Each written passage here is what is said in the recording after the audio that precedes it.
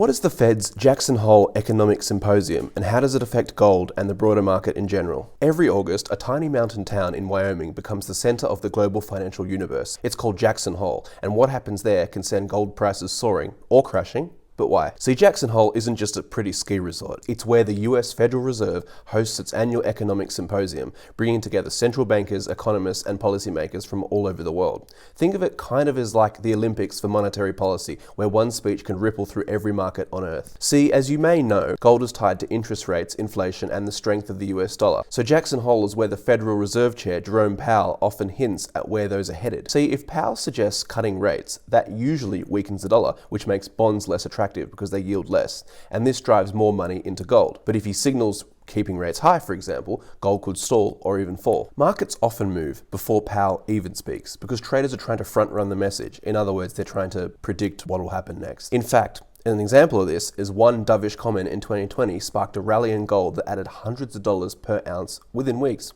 For those who don't know, dovish basically just means to cut interest rates. Anyway, this year with global growth cooling and inflation still sticky, everyone's asking, will Powell go soft or stay tough? So the fate of gold in the next few weeks may hinge on what's said at Jackson Hole. That's why you would be seeing a lot of news reports on it. Will the Federal Reserve crack the door open to rate cuts and light a fire under gold?